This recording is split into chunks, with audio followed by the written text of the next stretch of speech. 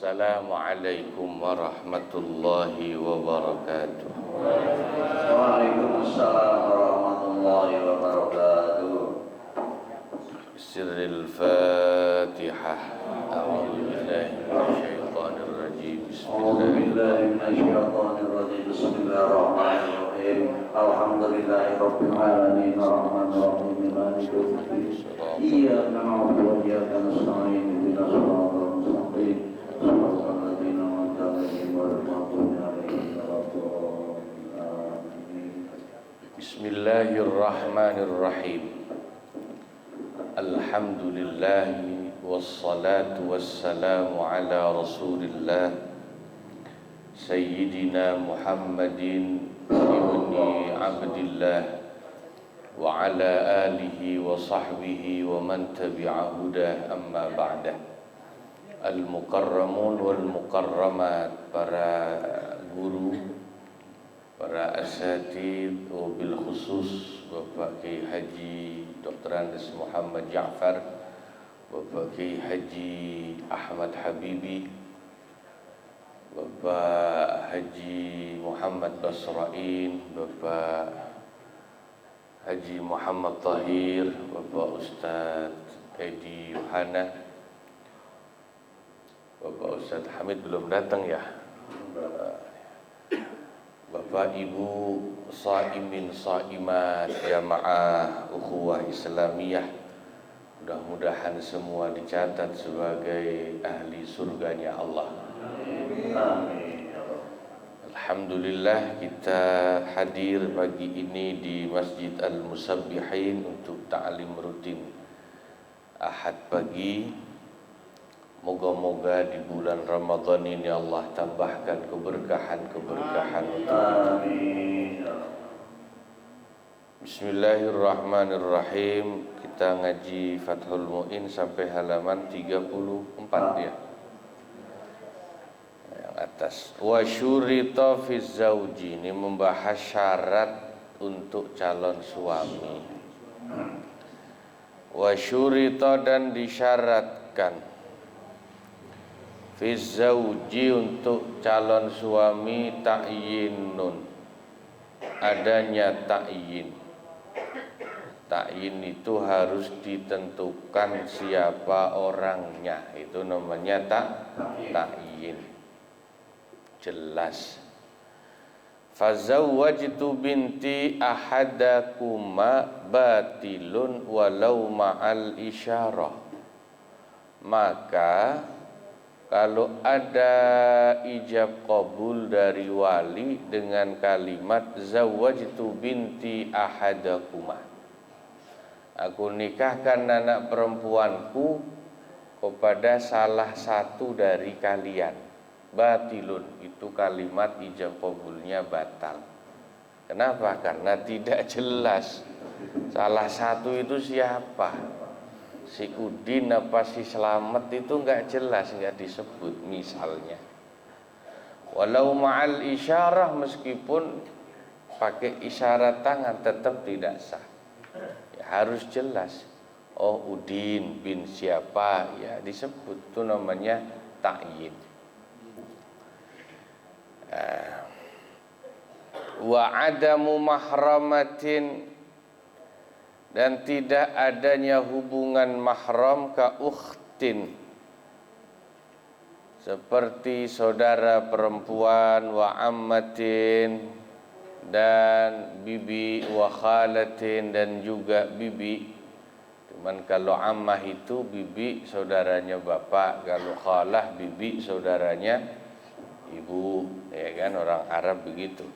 Lil makhtubati, hubungan mahram itu tidak ada dengan wanita yang mau dilamar atau dikhitbah.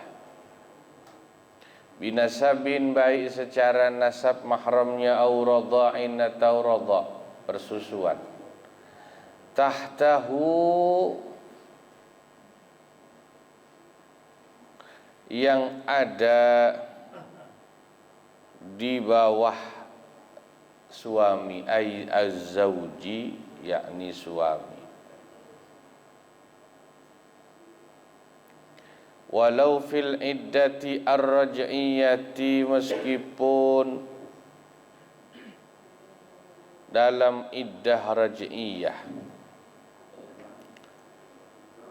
Jadi perempuan yang mau dinikahi itu tidak boleh masih ada hubungan mahram dengan istri si suami yang mau menikah lagi itu. Meskipun istri itu sudah dicerai tapi cerainya masih dalam iddah. Yang iddahnya iddah raj'iyah. Iddah raj'iyah itu artinya cerai yang masih bisa rujuk. Li'anna raj'iyata, karena sesungguhnya talak raj'i, talak yang masih bisa rujuk, kazaujati, itu hukumnya masih seperti istri. Masih seperti istri. Bidalilit tawarusi, dengan dalil bahwa kalau salah satunya meninggal maka pasangannya bisa mewarisi. Suami istri cerai, kalau talaknya masih talak raj'i, talak raj'i itu berarti talak 1 atau talak 2, bukan talak 3. Kalau talak 3 namanya talak bain. Talak raj'i itu masih bisa rujuk masa iddahnya. Itu hukumnya masih seperti istri. Ya, 1 karena masih bisa rujuk dalam masa iddah. Kedua, kenapa dihukumi masih seperti istri? Kalau salah satunya mati bisa mewarisi, karena seperti istri. Kalau suami mati, istri dapat warisan enggak? Meskipun sudah cerai tapi masih iddah raj'iyah, istrinya yang dapat warisan. Atau istrinya yang meninggal, ya suaminya dapat warisan. Nah, itu kalau talak raj'i dengan istrinya, terus si suami mau nikah lagi dengan perempuan lain, perempuan yang mau dinikahi tidak boleh punya hubungan mahram dengan istrinya yang dalam status talak raj'i.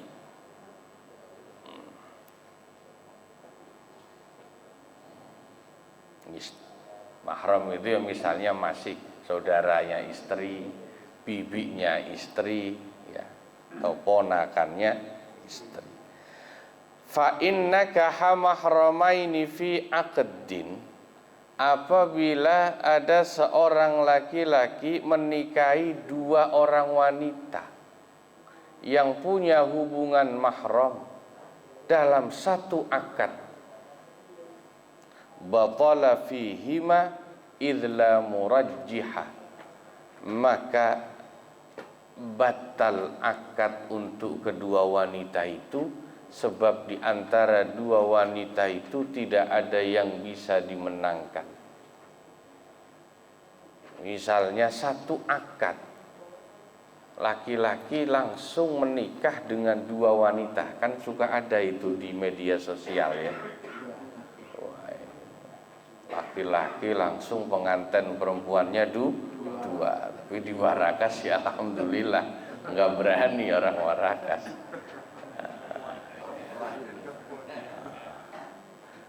Nggak berani biayanya Pak ya.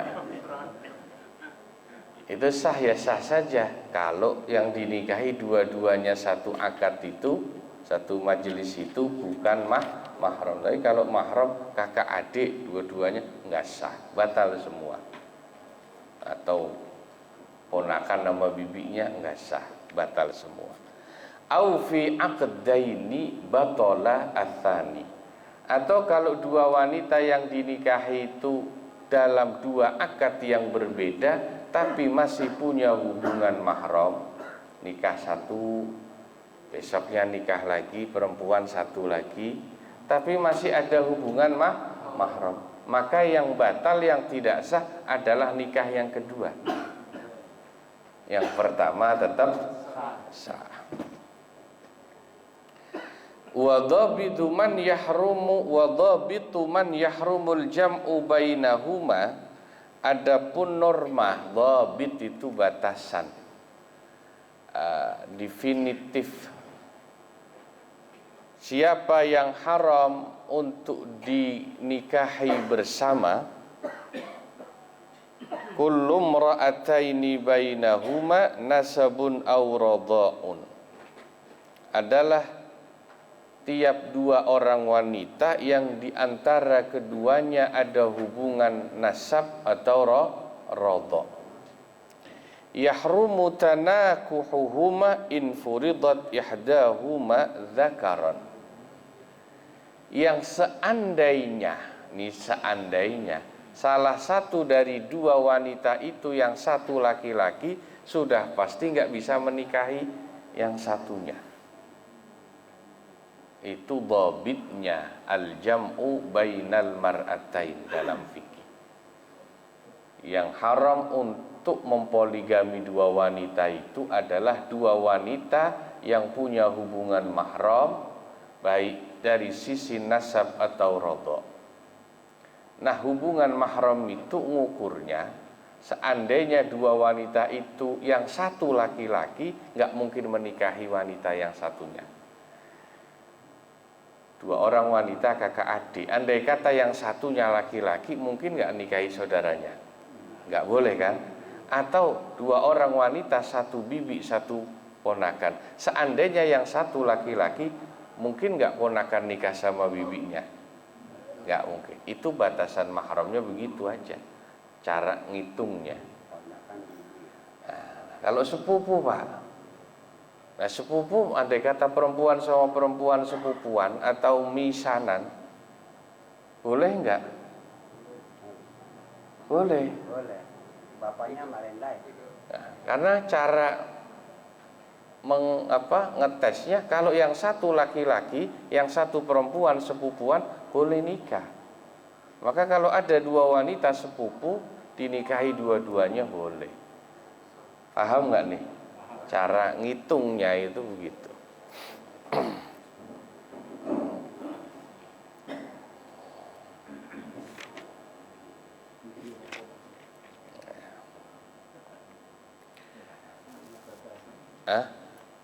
Wa yushtaratu, dan disyaratkan aidon juga, alla takuna tahtahu arba'un minaz zaujati siwal makhtubati. Boleh menikahi wanita itu kalau si suami itu tidak punya istri, tidak punya istri 4. Berarti kalau sudah punya istri 4 tidak boleh menikah lagi. Atau maksimal 4 itu include termasuk yang mau dinikahi. Nah itu boleh.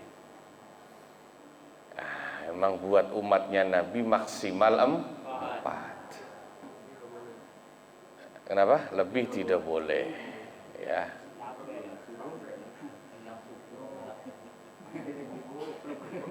Memang agak beda ya, Nabi Muhammad itu syariat umatnya dalam pernikahan poligami beda dengan Nabi sebelumnya. Nabi Musa itu syariatnya, laki-laki umat Nabi Musa boleh poligami tanpa batasan. Nabi Musa, untung sampean bukan umatnya.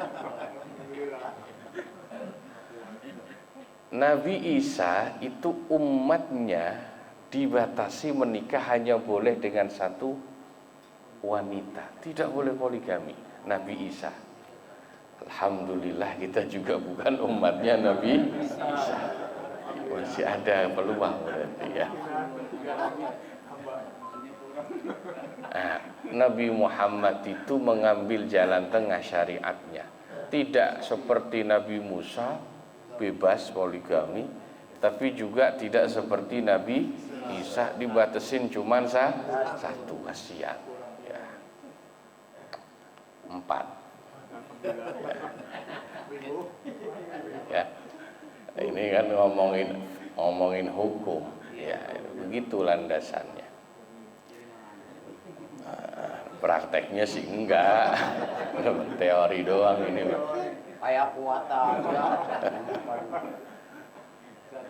Iya. Ustaz Thohir mah cuma ngomong doang di mana-mana. Ya, praktek juga nggak berani dia. Jadi ganti namanya bukan 4 lagi. Nah, walau kanat ihdahunna fil iddati raj'iyah, meskipun andai kata salah satu dari 4 istri itu dalam status talak raj'i, itu tetap nggak boleh nambah, karena tadi li anna raj'iyata fi hukmi zaujati, istri yang dicerai talak raj'i itu statusnya masih istri karena masih bisa rujuk. Jadi kalau mau nambah lagi ya nanti selesai statusnya sudah habis iddahnya, baru bukan istri lagi, boleh nambah. Nah, dihitungnya berarti 3, boleh nambah 1. Kalau masih ditalak raj'i, dihitungannya masih istri itu, belum orang lain, karena masih bisa rujuk. Tadi kan di depan masih bisa saling menjadi ahli waris kalau meninggal. Falau nakahal hurru khamsan murattaban batala fil khamisah.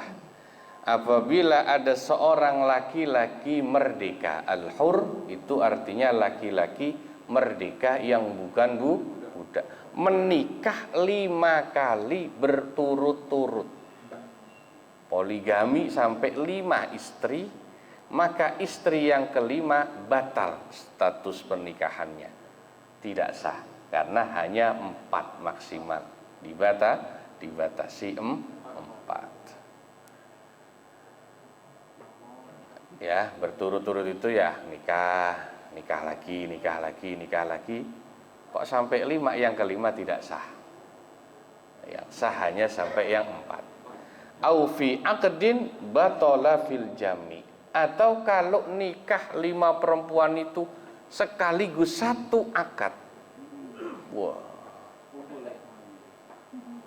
5-5-nya tidak sah, batal. Ya, jadi iya, maksimal kan tetap 4.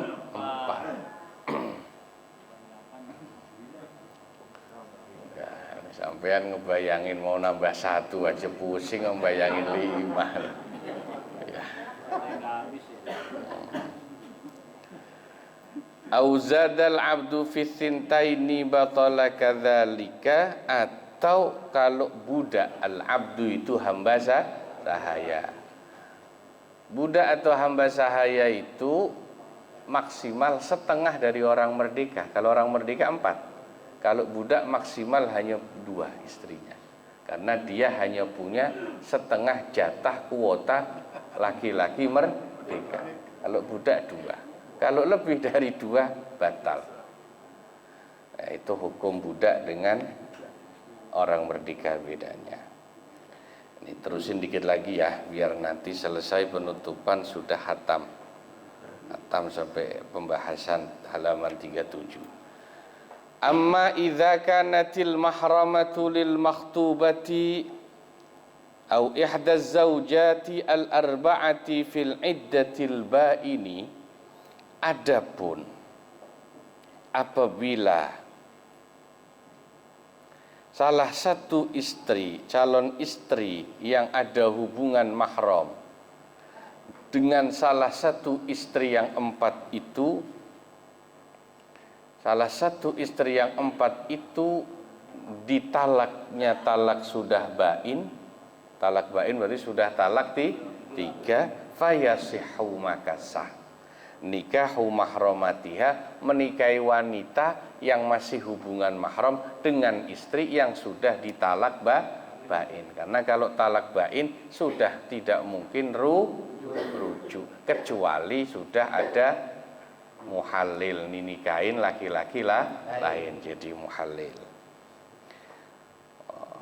Wal khamisah li annal ba'inata ajnabiyah, begitu juga hukum menikahi wanita yang kelima itu sah, karena istri yang sudah talak bain itu statusnya ajnabiyah, sudah wanita lain, bukan istri. Nah itu enggak datangnya. Enggak. Wa syurita fisyahidain. Nah sampai sini saja ya.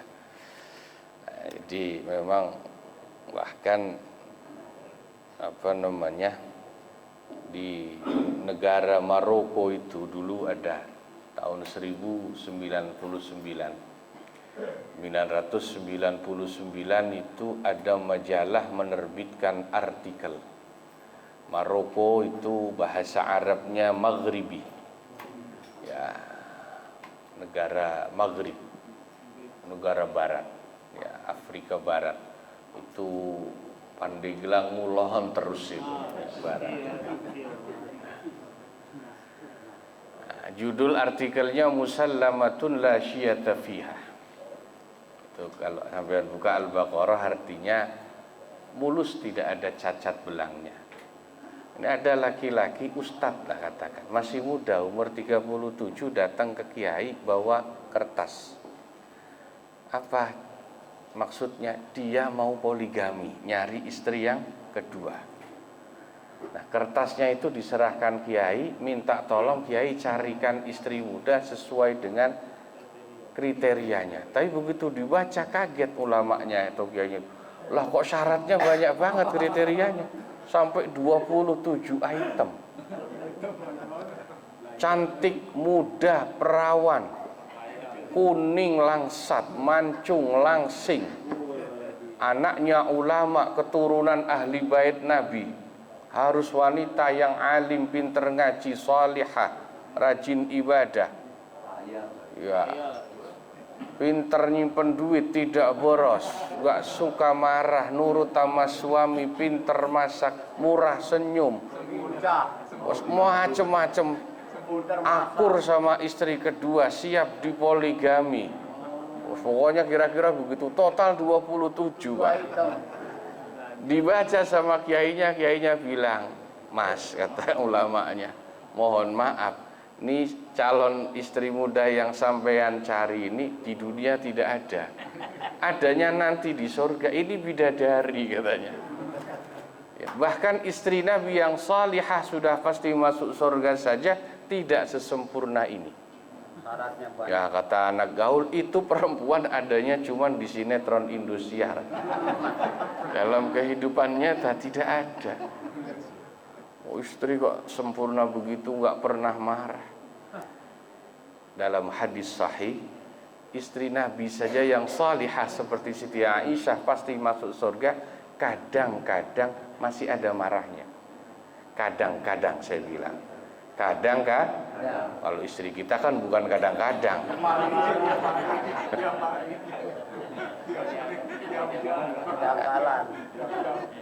Terus ya, di samping cuman kadang-kadang marahnya istri Nabi itu, cara marahnya beda sama istri kita. Kalau istri kita kalau udah marah kan pintu kamar dikunci, kalau di dapur piring terbang. Yes. Kalau Siti Aisyah tuh Nabi bilang, "Aku tahu kalau Aisyah sedang marah," kata Nabi. Taunya dari mana? Enggak kayak istri kita, hanya dari ucapannya. Ucapannya halus, tapi Nabi tahu kalau Aisyah lagi marah. Aisyah kalau lagi enggak marah akan bilang, "La wa rabbi Muhammadin," demi Allah Tuhannya Muhammad. Itu Aisyah kalau enggak marah. La wa rabbi Muhammad. Tapi begitu Aisyah ngambek, dia akan bilang, "La wa rabbi Ibrahim," demi Allah Tuhannya Ibrahim.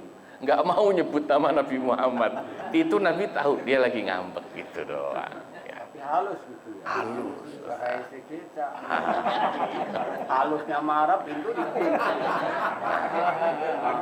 Kopi nggak ada, air panas nggak ada, nasi nggak ada. Itu halusnya istri. Nabi kasar. Sendiri. Usir, pulang sana bawain semua pakaiannya. Tapi jangan lupa saya ajak katanya. Nah, jadi intinya itu begitu. Ya. Kalau ngomongin itu cerita nyata itu. Dengerin, Bu. Itu cerita nyata di negara Maghrib atau Maroko. ya. Nah, ini sampai sini wallahu a'lam bishawab. Terima kasih, kurang lebihnya mohon maaf. Wassalamualaikum warahmatullahi wabarakatuh. Waalaikumsalam.